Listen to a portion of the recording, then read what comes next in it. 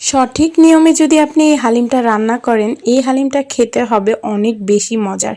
বিভিন্ন রেস্টুরেন্ট থেকেও এই হালিমটা অনেক মজার হবে। তাহলে চলুন দেখে নিই কীভাবে রান্না করতে হবে। তো এখানে আমি রাঁধুনি হালিম মিক্স নিয়ে নিয়েছি। আজকে আমি 2টা প্যাকেট দিয়ে রান্না করব। তো প্রথমে একটা প্যাকেট খুলছিলাম, এটার ভিতরে ছিল 2টা প্যাকেট ছোট ছোট। তো একটা প্যাকেট বড় ছিল, এটার মধ্যে ছিল ডালের মিশ্রণ, আরেকটা প্যাকেটের মধ্যে ছিল মশলা। যেহেতু আজকে আমি 2টা প্যাকেট ইউজ করব, এর জন্য আমি আরেকটা প্যাকেটের মশলা আর ডাল নিয়ে নিলাম। এবার আমি এখান থেকে ডালের যে প্যাকেটগুলো আছে সেগুলিকে কেটে নিব। কেটে একটা পাতিলের মধ্যে নিয়ে নিচ্ছি। এবার আমি এটার মধ্যে দিয়ে দিব গরম পানি।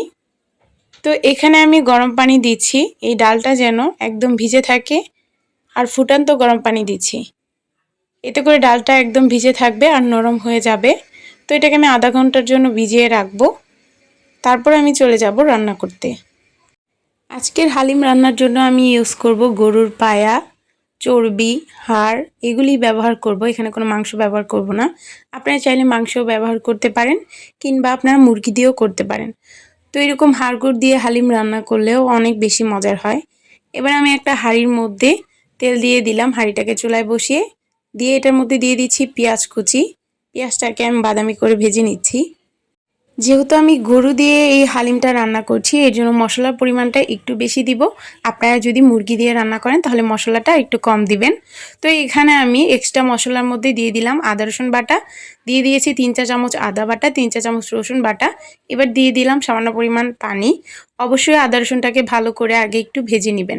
আর এখানে আমি অফ ক্যামেরার মধ্যেই লবণ দিয়ে দিয়েছি, যেটা ভিডিওর মধ্যে উঠে নাই। এবার দিয়ে দিলাম হলুদের গুঁড়ো 1.5 চা চামচ। এবার দিয়ে দিচ্ছি মরিচের গুঁড়ো 1/2 চা চামচ। মরিচের গুঁড়োটা কমই দিচ্ছি, যেহেতু হালিম এটা শুধু শুধু খাবো, এটার সাথে আর কোনো কিছু খাওয়া হবে না। তো এবার আমি দিয়ে দিলাম হালিমে যে মশলাগুলি ছিল সেগুলি দিয়ে দিলাম।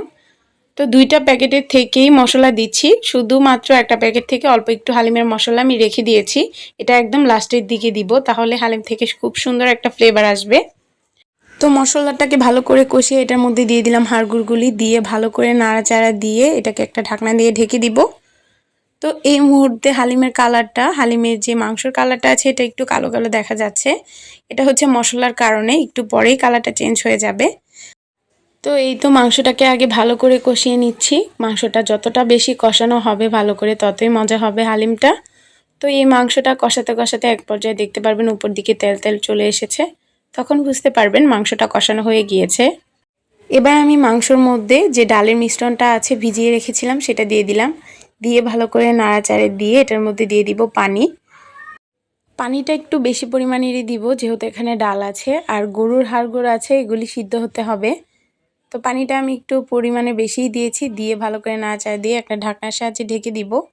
আর অবশ্যই একটু পরপর এই হালিমটাকে নাড়া দিয়ে নিতে হবে, নাহলে নিচ দিয়ে লেগে যেতে পারে, যেহেতু এটার মধ্যে ডাল আছে। তো দেখতেই পাচ্ছেন হালিমটা বলক চলে এসেছে। এবার নাড়াচাড়া দিয়ে চুলার আঁচটাকে মিডিয়ামে রাখবো, ঢাকনা দিয়ে আবারও ঢেকে দিব। ফিরে আসবো কিছুক্ষণ পর। তো দেখতেই পারলেন মাশাল্লাহ হালিমটা হয়েই গিয়েছে। এটাকে আমি আধা ঘন্টার মতন রান্না করে নিয়েছি। হালিমটা দেখতে যতটা না সুন্দর হয়েছে, খেতেও আলহামদুলিল্লাহ অনেক বেশি মজার হয়েছে।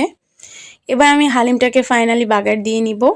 তো এই বাগারটা দিলে হালিম থেকে আরও সুন্দর একটা ফ্লেভার আসে, খেতেও অনেক ভালো লাগে। তো এখানে আমি পেঁয়াজ আর রসুন দিয়ে হালিমটাকে বাগার দিচ্ছি। আর যে এক্সট্রা মশলাটা ছিল প্যাকেটের, ওইটা আমি এখন দিয়ে দিলাম। দিয়ে ভালো করে নাড়াচাড়া দিয়ে এবার আমি বাগার দিয়ে নিচ্ছি। তো এই হালিমটা অবশ্যই বাসায় ট্রাই করবেন। আশা করি ছোট থেকে বড় সবাই অনেক পছন্দ করবে। আমি আপনাদেরকে বোঝাতে পারবো না, এটা এত বেশি মজার হয়েছে, আপনার বাসায় ট্রাই না করলে বুঝবেন না।